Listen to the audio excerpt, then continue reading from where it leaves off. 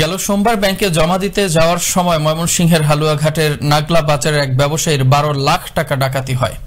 এই ঘটনার 12 ঘন্টার মধ্যেই পুলিশের অভিযানে আটক করা হয় ডাকাত দলের 5 সদস্যকে, আর উদ্ধার করা হয় 5.5 লাখ টাকা। পুলিশ বলছে জড়িত অন্যদেরও গ্রেফতারে অভিযান চলছে। ময়মনসিংহের হালুয়াঘাট থেকে ওমর ফারুক সুমনের প্রতিবেদনে আরো জানাচ্ছেন জয়নাল আবেদিন। ময়মনসিংহের হালুয়াঘাটের নাগলা বাজারের মনোহারি পাইকারি ব্যবসায়ী মোস্তফা কামাল প্রতিদিনের মতো গেল সোমবার দুপুরে দোকানের বিক্রিত মালামালের 12 লাখ টাকা দোকানের ম্যানেজার মিসবাউল ইসলামকে দিয়ে ধারাবাজার রূপালী ব্যাংকে জমা দিতে পাঠান ব্যবসায়ী মোস্তফা। টাকার ব্যাগ নিয়ে মিসবাউল গাড়িতে উঠলে যাত্রী সেজে পাশে বসে রিপন নামের এক ডাকাত। গাড়িটি বীরগুসিনার গড়পাড়া নামক স্থানে এলে গাড়ি থামাতে বলে রিপন।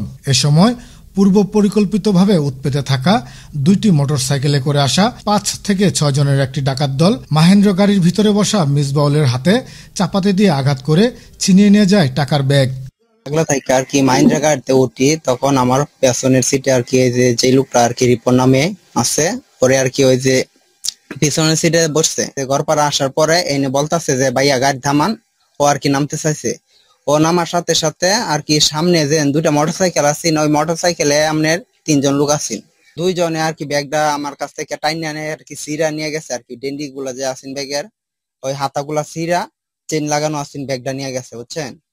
আর তখন আমি যখন আর কি তাদের কি করতে চাইছি, তারা আমারে এটা করছে। 12 লাখ টাকার কিছু করে পাঠাইছিলাম আর কি আমার দোকানে, যে আমার যেহেতু ম্যানেজার আছে ওর কাছে।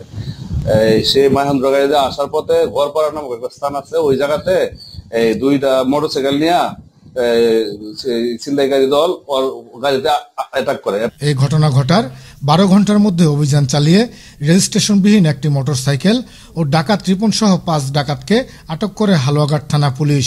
উদ্ধার করা হয় 5.5 লাখ টাকা।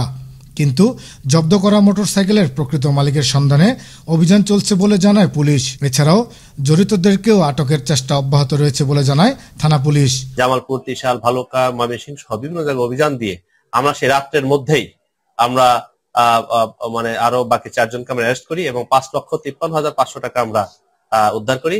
বাকি টাকা আমরা ইনশাল্লাহ আরো 2-3 জন 4 জন জড়িত আছে এর সাথে, বাকি তারা পলাতক আছে। আমাদের অভিযান চলছে, আমরা খুব তাড়াতাড়ি তাদেরকে গ্রেফতার করে বাকি টাকা উদ্ধার করতে পারবো। ডাকাতির ঘটনার নেপথ্যে রয়েছে যারা, তাদের গ্রেফতার করে আইনের আওতায় এনে শাস্তির ব্যবস্থা নিশ্চিত করার দাবি ভুক্তভোগী ও স্থানীয় ব্যবসায়ী সমাজের।